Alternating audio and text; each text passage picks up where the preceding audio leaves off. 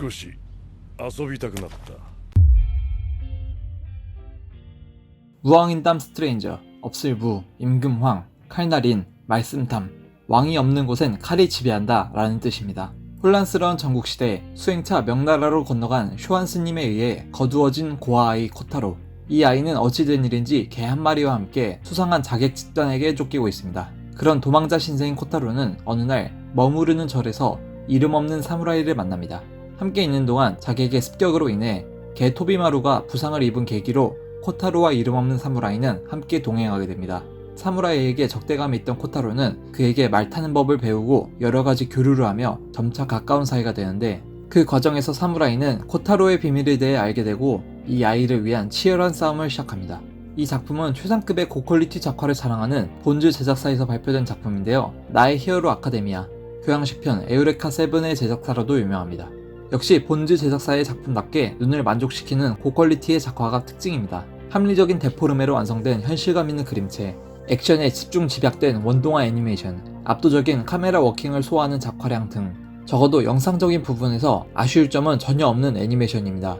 사실 작품 자체는 뻔한 이야기입니다. 사무라이 특유의 액션과 꼬마와 사무라이의 따뜻한 우정을 보여주는 스토리지만 연출이나 세부 묘사, 작화, 몰입감을 보면 쉽사리 그런 부분에 대한 걱정은 필요 없어 보이네요. 이 작품은 생명에 대한 부분을 컬러와 캐릭터를 통해 잘 표현하고 있습니다. 붉은 머리라는 별명을 가진 나나시는 푸른 눈의 서양인인 라로우와 세계 대비 관계를 지니고 있습니다.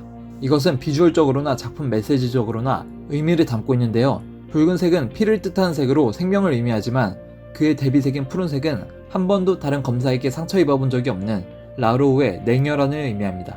이 둘의 마지막 전투 배경인 눈 쌓인 발판도 생명을 상징하는 피를 더 도드라지게 보이게 하기 위한 장치 같네요.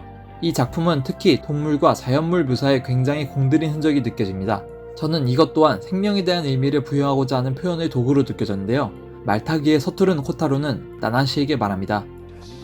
馬にはえらく優しいんだな。馬の機嫌をとってどんな見返りがあるよ。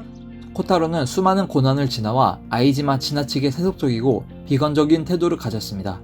어떠한 행동과 교류에 계산적인 부분이 보이는데 말에 대한 인식이 방금 대사에서 드러나듯 아무것도 모르는 말에게는 잘해줘도 좋을 게 없다라는 말을 합니다.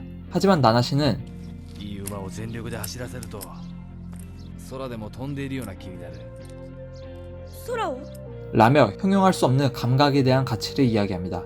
또한 말타기보다 검수를 더 배우고 싶어하는 코타로에게 그 말을 부정하는 나나시 역시 생명에 대해 바라보는 이들의 시각을 대비하고 있습니다. 작품 내내 라로우 자객의 부하들은 약을 복용하여 고통을 표현하지 않는 인간적이지 못한 모습을 내내 비칩니다. 손가락을 물어뜯어도 팔이 잘려도 몸에 칼이 뚫려도 다들 비명을 치르거나 고통에 호소하지 않고 묵묵히 이후에 이들이 해야 할 다음 임무에 집중하는 모습입니다. 하지만 나나시와 라로우의 마지막 대결에서 라로우는 부상을 당한 나나시에게 고통을 잊게 해주는 약을 건네는데 나나시는 いらん。痛みがある方が生きている気がする。 라며 거절하고 고통을 느낀 상태로 라로우와 싸움을 준비합니다. 이렇게 나나시와 라로우의 자객들은 고통과 생명에 대한 반응을 토대로 극단적인 대비를 보여주고 있는데, 명령에 의해 움직이는 라로우의 자객들과는 다르게 라로우는 명령에 휘둘리지 않고 오직 강한 사무라이를 만나길 기대하는 즐거움을 추구합니다. 이는 그의 부하들과는 다르게 한 번도 다른 사무라이에게 상처 입어본 적이 없어 고통을 모를 뿐 사실 감각적인 가치를 지향하는 인물입니다.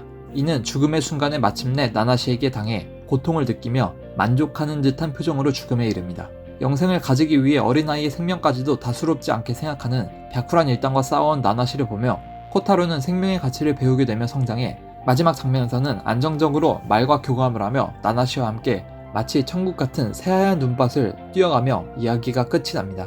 본 작품의 모든 시퀀스는 사무라이의 검술 액션이 차지할 것처럼 보이지만 사실 모든 액션의 시퀀스가 저마다 개성적인 액션을 자랑합니다.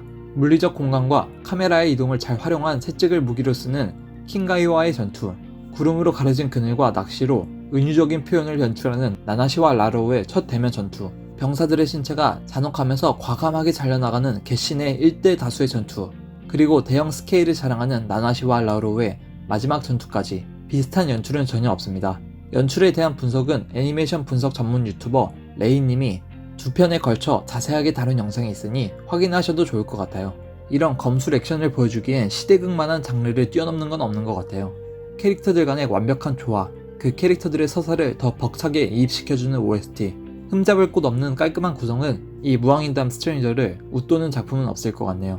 아직 감상하지 못한 분들은 추천드립니다. 그리고 저처럼 이 작품을 즐기신 분들은 댓글로 의견을 공유해주세요. 여러분들의 소중한 댓글과 의견 하나하나 읽고 소통하겠습니다. 저는 이상으로 에르크랑이었고요. 영상이 흥미로우셨다면 구독과 좋아요 잊지 말고 부탁드립니다. 감사합니다.